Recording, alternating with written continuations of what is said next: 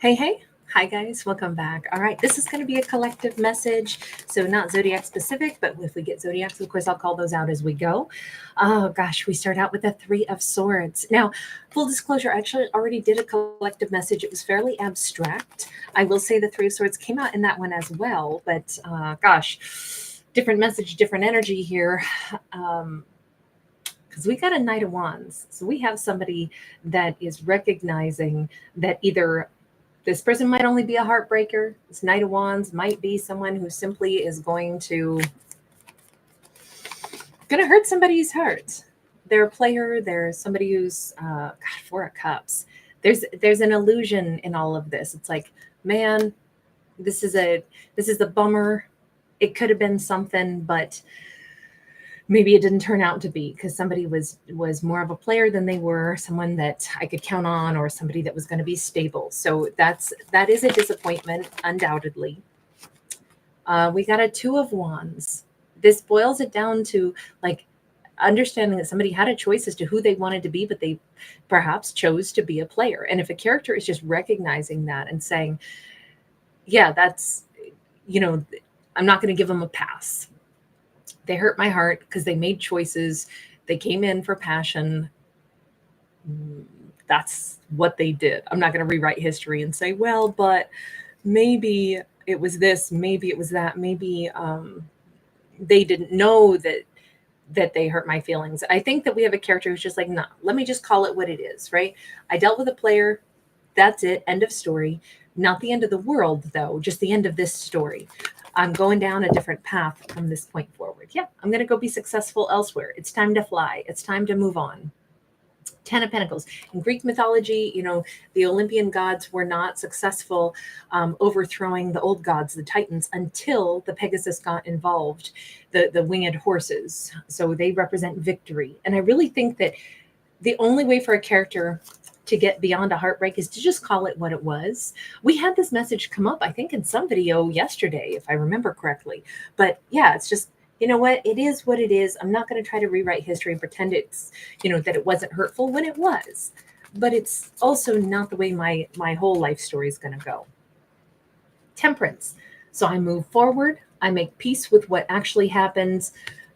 Yep, I dealt with a scoundrel, or I dealt with, and we don't even have to call this person any negative names, right? But if they came in with lightning in the hand, they were also passionate, they were charming, they were this, they were that.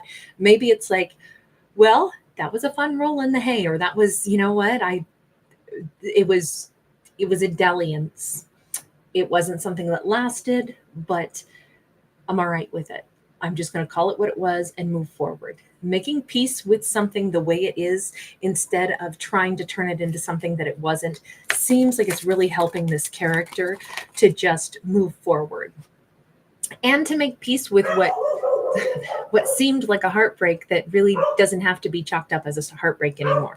We have the Chariot. Talk about moving forward. Even here, it's not that we have a chariot, right, on this Ten of Pentacles, but we definitely have this little ram who's riding on the back of the Pegasus, riding to victory. The Chariot kind of has the similar vibes to that of, I'm moving forward with empowerment. I'm moving forward with happiness. I'm moving forward with a sense of peace.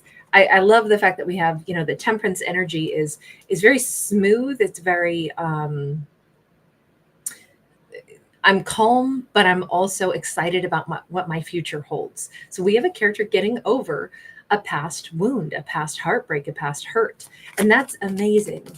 Where do you go next? Since you're in your Chariot, where do you go next? Five of Wands. Well, I got a lot on my mind. I got other ideas. I'm looking into other things that I want to do. It's requiring my energy. This could be somebody who's getting really jazzed about, Hierophant.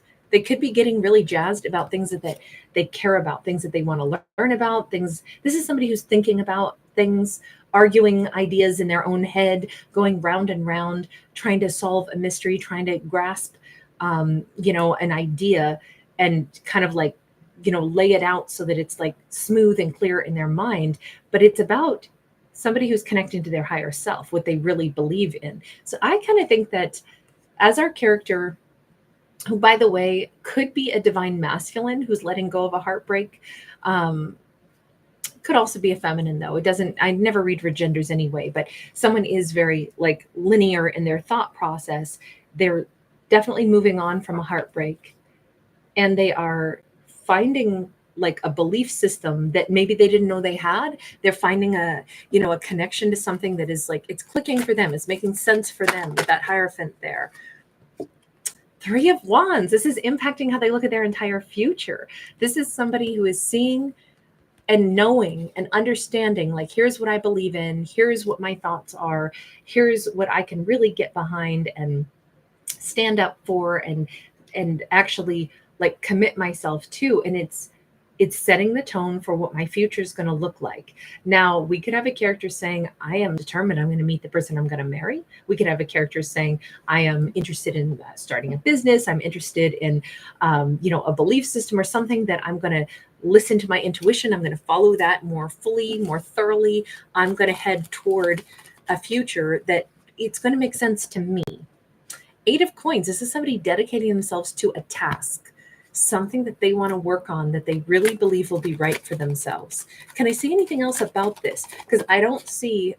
Okay, so it is working toward a genuine love story, toward the kind of romance that they still believe is out there. I really think the difference in our character's thought process is, of course, you end up heartbroken when you deal with people that are only in your life for a short period of time and that are only there like a good time Charlie or good time Charlene, I guess. And that's when you break through that thought process and go, I have to say that the experience was brief and that's all it was. I can't carry it with me my whole life as some deep, meaningful, heartbroken thing, because it wasn't. It was brief. But I want something deep, meaningful, and long term. So let me commit myself to the idea of, wait a second, what are the attributes that I'm looking for in a long-term partner? I've been working through that thought process. I'm figuring it out. There's something about, like, I want to meet someone that has convictions, maybe even like moral beliefs, religious beliefs. It doesn't have to, I never think it has to be religious, even though we do have a traditional like religious imagery on this card. And certainly it can pertain to things like that. But I don't think anything has to fit into like a quote unquote religion in order to be something that, you know, we have a powerful belief in. All of this says our character is aware that they maybe were not choosing partners that actually reflected how they really felt, what they really wanted, but they're starting to now. They're more committed than ever to, like, I really want to connect to the kind of romantic partner, the kind of lover, the kind of relationship that could go the distance. And I'm realizing what that would take. Hermit sideways, Queen of Swords upright, Seven of Pentacles upright. I want to meet somebody who has a deeper idea of who they are. They have more profound thoughts to share with me. It can't just be, look, let me back up for just a second. It can't just be this guy who comes in with nothing more than lightning in the hand, a couple of well-placed, sexy remarks and some bedroom eyes. That's not the basis for the relationship. The kind of long-lasting relationship, I want it to be built on like profound conversation, talking to each other about things that we don't necessarily tell the entire rest of the world about, who we are, what our personal journey has been, what our personal life struggles have been, speaking truthfully to each other, holding each other's confidence, building a connection slowly over time, one that's based on trust and truth and deeper meaning and deeper convictions. That's who I'm going to match with. That's what I'm working on, either meeting or does this character already have someone that they would like to meet then? Do they already have somebody in mind? Because part of me almost thinks that there's already somebody on their mind, possibly an Aquarius. Now, the star could also just represent, this is just my wish. My wish is to meet somebody like this. Now, we do have strong Gemini, Aquarius. We also saw some Virgo in here. We saw some Taurus in here. We saw Cancerian in here and Sagittarius in here. We've got a lot of major arcana in all this. And Leo, Gemini, Leo, Libra, Gemini, Aquarius. I keep wanting to say Leo. I'm sorry. Forgive me for that. My mouth sometimes just works on its own accord, I swear. My brain is like, no, the other L word. But Libra, Gemini, Aquarius, my apologies. My mouth was not compliant.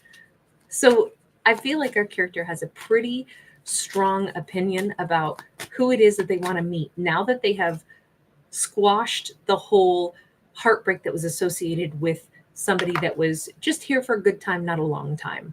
Okay, so we're in a much better head and heart space, a much more, like, I'll say a brighter sense of awareness for this character of what they really want and who they would match well with. So in that, with that in mind, let's just say, is our character calling in that kind of person? Are they meeting that kind of person? Definitely, we've got the Knight of Pentacles and we've got the Ten of Pentacles. They're basically interviewing for that kind of person. I keep feeling like this is a divine masculine who's knowing more about what kind of divine feminine he would want to connect to. And I only say that because of that Queen of Swords and that Aquarius star card. We also saw feminine, and on the Lovers card we saw masculine, feminine. I don't read for genders, bear that in mind. This could be same-sex couple, reverse gender roles, but there is this knight moving forward slowly. He is wanting to connect with somebody that he could really have that Ten of Pentacles with, even though admittedly we do see this very trapped and stuck energy with the Eight of Swords. He's almost like slowly but surely questing for someone that I almost feel has been, oh God, again, we have a Queen of Swords. I was going to say she almost feels like she's been stuck somewhere, but a Queen of Swords isn't normally stuck. Maybe she's stuck because she hasn't met anybody that she wanted, though. And it's like, man, I just wish I could meet somebody, but what I'm looking for, I just haven't seen. Maybe I'm hung up on the wrong things. No, I think she's been waiting for somebody like him, somebody who's not going to be tangled up with the wrong connections anymore. Somebody's looking for somebody real and truthful. Look, the Queen of Swords is an absolute catch. Okay. Queen of Swords are all the queens, all the kings, all the emperors, all the empresses. They're all extremely sexy. However, they're sexy in a grown-up way. They can be super intimidating to the knights and the pages because they have an expectation that you got to meet them at their level. And sometimes when people don't want to meet kings, queens, emperors, and empresses at their level because it's a more serious level, the knights and the pages will dub them like, oh, well, they're just a stick in the mud. They're just boring. They're too intense. When instead it's that's the reverse way of saying I'm too immature to be with them and they scare me. So I will say that she's a pretty serious and powerful influence, which keep in mind, this is exactly what they want. They want somebody whose words matter. The words that they speak carry weight, carry meaning, carry, something of value. And it's kind of sweet. It's kind of nice to see this level of energy. We got the Knight of Swords upright. I feel like they're going to spot her and know darn well that this is somebody they'd want to talk to. Now, I feel like she is going to know right out of the gate as well, because it's actually her on the horse. And she's been kind of stuck in her own head, wondering, when am I going to meet somebody that is interesting, that is someone I would want to talk to, somebody that I'm attracted to. He's approaching, looking for his Ten of Pentacles. And I think she is going to notice him, be like, that's what I've been waiting on. I don't feel like she's really been stuck so much as she's been discerning and waiting to see the thing that she wants. Magician is upright. All of this looks so positive. It looks like he goes from this night energy to full blown, holy smokes, this is what I've been seeking. This is what I've been trying to find. This is what I had set in my mind. This is what I've been manifesting. That's why I've been keeping my eyes open. I do feel like he might be out, like he's just in a different energy. Our divine masculine's in a different energy.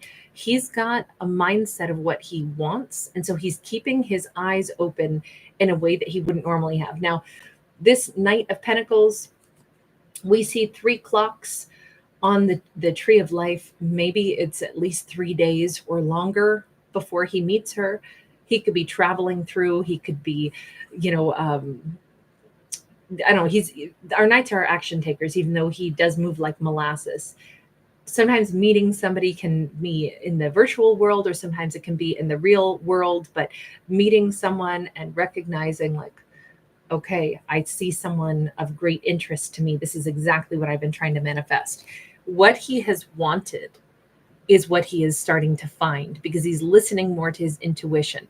And what she has wanted, when she spots it, I don't think she wastes time. I think that this is a divine feminine who actually communicates and says how she feels. We definitely have a meeting coming up with these two, with the Three of Cups. That's really awesome. The fact that these two are actually finding each other. And it's all because we put the right energies in motion. On her side, she didn't want to say yes to people that weren't right for her. On his side, he didn't want to say yes anymore to relationships that didn't go anywhere, that didn't have any staying power. This whole story has been more like characters are a little bit more profound. They're looking for someone who matters more. They're looking for someone who they can connect to better. They're looking for someone who is actually a true match. They've got to have more in common than just lust. Lust is great, but where's the friendship? You know, where's the camaraderie? Where's the person that you can count on and rely on? Where's the person who's going to have your back? If they're only going to, you know, basically have a place with their head on your pillow for a night or two, they're not going to be there for your ups and downs, for your bad days and your good days. And I think that that's what our character, specifically a divine masculine, is just not looking for, you know, transitional relationships anymore. You know, he may have found plenty of those, and it's just like, that's so not what he's after. He wants companionship at this point, and he's aware of it. He's the one actually putting this in motion this time around. In this story, we have a pretty powerful divine masculine who knows what he's looking for. So anyway, I'm going to leave this one here. Thank you guys so much for hanging out with me. Thanks for giving it a thumbs up and subscribing. I will see you guys again very soon. Bye.